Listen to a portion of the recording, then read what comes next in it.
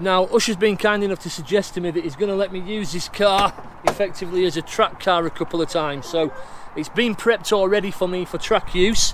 Which is an absolute lie, because this isn't going anywhere near a track and you aren't driving it even to the track. By removing the seats. So this is my new track seat. It's a quadruple XL track seat. It was installed at factory by BMW. Actually, I could drive. I could drive this. You probably could. I fit. And so yeah, I can see the end of the bonnet. Yeah, no seats needed.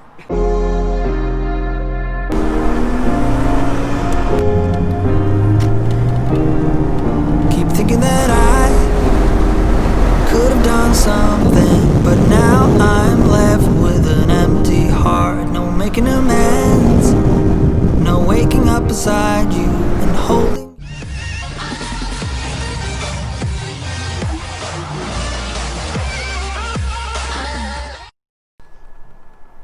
How many faults have we got? There's a lot going on, to be fair. Throttle position, crankshaft. Bearing in mind though, obviously, charge-wise, the car had a problem with the alternator when we first got it.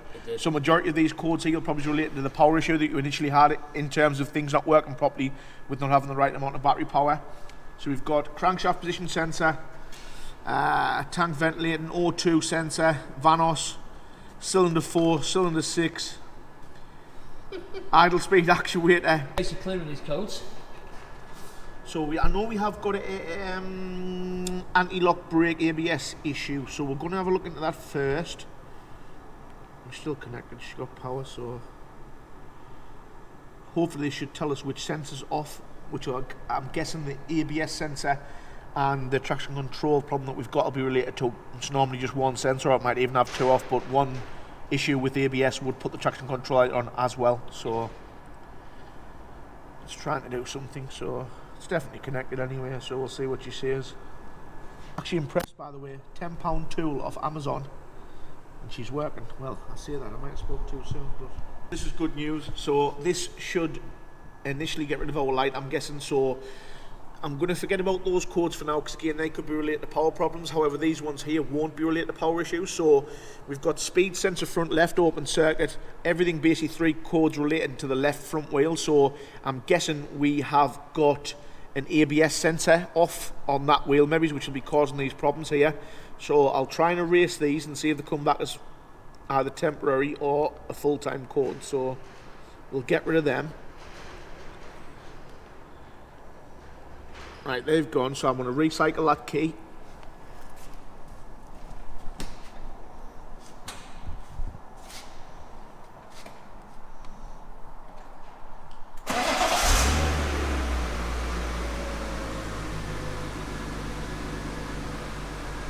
So the codes are permanent, so I've cleared the codes there, which should initially take them off the dash, but they'll only take them off for a split second.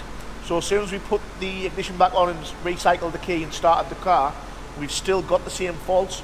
So we've got either wheel speed sensor or ABS sensor off left front. We've also got an airbag light, which I need to have a look at and see where that's coming from as well. Well, yeah.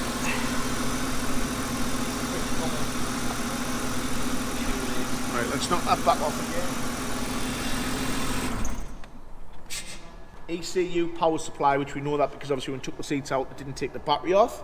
Fire at circuit, passenger pretension, so obviously it's basically telling us we had the seats unplugged, which is fair enough. We didn't undo the battery, so let's try and clear those ones and see if those stay away. That'll take one light off the dash at least. It said, yeah, it said completed, so.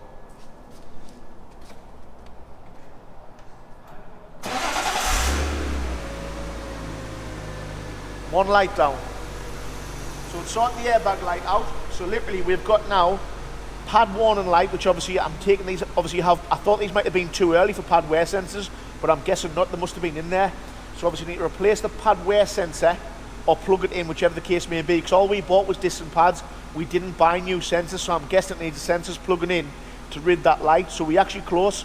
We've got literally that wheel speed or ABS sensor to change and pad wear indicators to do, and then that should be it. We should be light free, so I think it should be pretty easy. We're a step closer with that.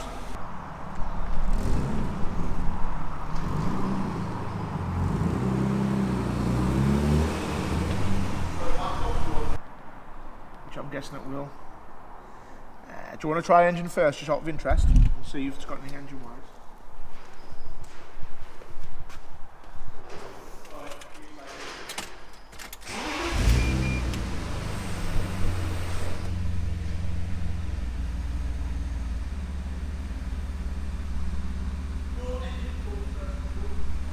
No. Not one. Not a single engine code. Nope. Airbag light.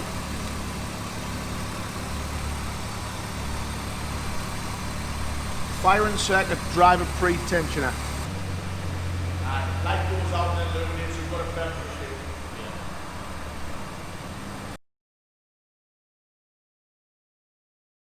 The E36 328i was actually a much more affordable proposition than the BMW M3 of its time. The M3 originally had the 3-litre engine straight six with 282 brake horsepower, and it wasn't until really they brought out the Evo version of that car with 321 that the difference was massively noticeable. The 328 with 193 brake horsepower gave you less maintenance and gave you less cost.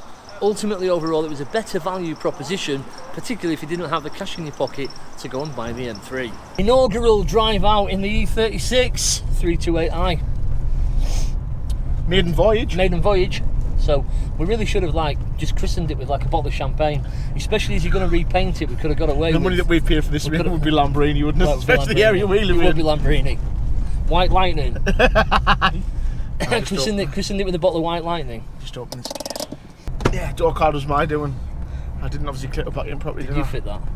Yeah, to be fair to me though, the clips on the back are actually pretty poor. I think actually in this video I've already started putting together. I think it does mention your mechanical ineptitudes. Yeah. Very basic, to be honest. Never really drove the car since I got it, not really. No. You did drive it back, didn't you? I drove it Loosely. back, but very, very slowly because the brakes were all the cock, so... So we're out for the first ride in this BMW 328i. Maiden voyage, really, because when it was first picked up, obviously there were lots of issues with it. Brakes didn't work, which is useful on the road. Yeah. Yeah. So we're just going to go and put some fuel in this and then give you a little bit of a first opinion sort of run through. We've got a little bit of fuel, and I'll just go maybe do 3 or 4 miles, see what it does. Yeah. It's actually driving quite nice at the moment, if I'm totally honest.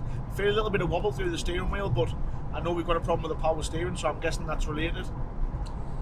Yeah, there's a problem with the power steering. We're not quite sure what that is yet. The brakes have been done now. All fresh, everything's All brand fresh. new, even down to fluid and lines. And actually really cheap for those of you at home who are really tight-fisted. How much was it? 150? 150 odd pound for the Brembo discs and brakes, and the calipers. The 2 front calipers were seized, which is a bit of a nightmare because obviously I painted them up like a nugget first before I checked them, and they were solid. So they were in calipers. I think they were only £59 for the pair. So Yeah, bargain. yeah. Obviously the car, as you know from this video, you might have seen it already, has had some spark plugs put in, not a full service yet. Needs an oil change, filters. We'll get that done. I just want to try and get it driving right. Obviously address these lights in the dash, power steering, but I mean so far, I mean it actually, typical of BMW old 328 engine, the engine is silky smooth and it's lovely. Yeah. Effectively, Usher's idea is to turn this into a bit of a occasional Sunday car, not a garage queen, anything, kind of far from It'll that. get used. Yeah, get used. It's not going to be an absolute pristine restoration. It's basically just taking the car and bringing it back to a good usable standard where Just it looks freshening pretty. it up, really, isn't it? Just Yeah. freshening it up. The thing is, obviously, which I'm sure a lot of petrol heads or car people will probably be the same. I think if you go too far with something like this and make it too nice, the sort of person that I am, I won't want to drive it if it's absolutely amazing. It might sound a bit backwards, but I actually feel at home in this. Obviously, when I first passed my test, actually didn't pass my test, I think it was 23 and passed my test, but I had a black E36 316i, absolutely on its belly, like to the point where the splitter would scrape the smallest of Coke cans down the road, and I had a set of AC Schnitzer splits on it, genuine splits though. But the car, I couldn't drive the car anywhere, but everywhere that car went, I used to drive to Sunderland on a Saturday night when everyone was out on the drink. See, I was more into cars then, and I used to literally park it up, and people just used to flock to it. It was just one of those cars that was lovely. Wheels worth more than the car. The wheels were worth more than the car. Obviously, jack and points in this car that we had a look at are actually relatively good. The jack and points in that back then, I mean, I'm 35-year-old now. Obviously, you're talking over 10-year-old. The jacking points in that one back then were shot. Yeah. So this one hasn't aged too badly. No. Coming back to the sort of my experience with the E36, it's probably my favourite 3 Series. I think. I don't know. It's difficult. I really like the E30. I think the nostalgia of the E30 is always going to win it. For me personally, in my kind of age group, the E30 for me was massive. Like, it was a car I always loved, and I always love now. But again, do you know what's mental now? I see, this might sound ludicrous, I see more E30s now, like as in pop up for sale, than I do E36s. like this is like 328 Sport. You could probably just go and pick up a handful of E30s now in nice condition. 328i Sport, they're not readily available. You can't just go and grab them. No. It's strange with the E30. I think the E30 really is probably more my era than your era, really. It probably is. I'm saying my era in terms of when I was a pup. When I was a pup, and my dad, that's what he had. So not my era, but in like childhood. That's the best. I actually can't remember the production run. I can't remember the production. I actually can't, mate. I'm 45. I was born in 75. So, by the time this came out in 1990. I was 15 years old when the E36 first started production. I might be wrong, but I'm going to say the E30 1986 on a C. I think they were out before then. Yeah. Yeah. Let's get on the old Google. So I'm going to Google this and actually see what's going down.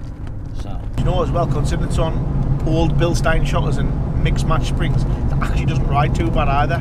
It's not marvellous, but it's not hideous.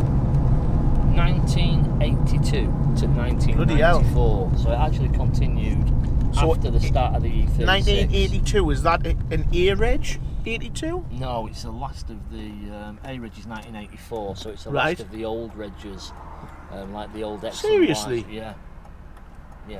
That's giving me a shock. I didn't. I knew it was early because I remember being sort of 7 or 8 and seeing them about on the road. Yeah. And kind of, I remember the new A-Regs coming out. I remember being in the car with my dad and, I'd always like spot the new car Regs coming out. Yeah. And at the start of the new registrations, I'd be looking for an A-Reg, looking for a B-Reg. And, back in the day when you only had one new release a year instead of 2 or 75 or whatever they give you now. What miles is on your Z3? There was 91,000. It's actually low. It's now on about 94. I mean, quite a few miles on it this summer, to be fair. It's relatively low mileage. I think for the age of the car, it's low mileage, yeah. Yeah, relatively low mileage. Just as a point, there's 98,000 on my ST200. Right. 1999. I just heard 98,000 and the rest of it. I'm very interested. I mean, come on, let's be honest. I mean, that is a classic performance Ford. Very similar in many ways to this E36 328. It is not. Do not even put an ST200 in the same category as a 36. It's like a 328 saloon. No, it's not. I'll tell you what it's like. It's like being a sales guy at a big professional sales company, and the guy who's doing really well buys a 328i Sport. The guy that struggles goes and buys a Mondeo because that's the kind of guy he is. Maybe. I didn't even want to do a donut, but I was absolutely peer pressured in. Oh, go on, just do it. You do want to do one, don't you? I know you want to do one. I did peer pressure him a little bit, to be fair. Poor car, man. Been sat in a garage 18 years, gets 6 miles worth of drive and steady away, and then gets taught into doing a donut. Donuts are the way forward. Crispy cremes, maybe, yeah. Man, definitely. Forget how much I love these. Right, we're now going to jump out and open these gates. Go on eBay and try and find a 328. Probably try and buy one.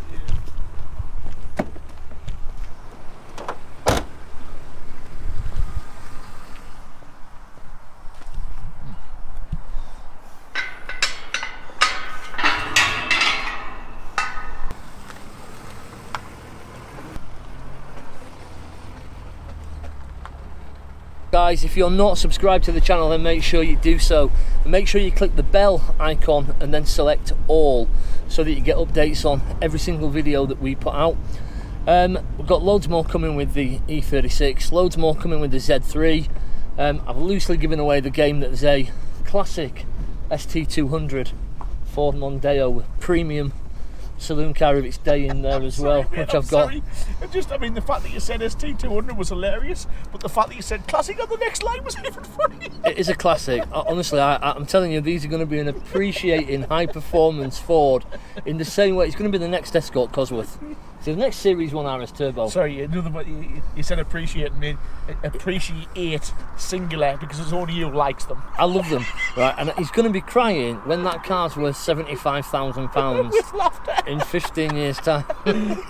Right, we're off because I can't cope with this anymore.